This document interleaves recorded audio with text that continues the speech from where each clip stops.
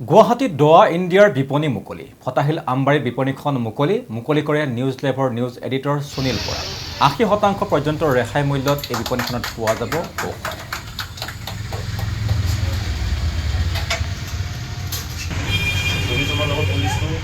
আচ্ছা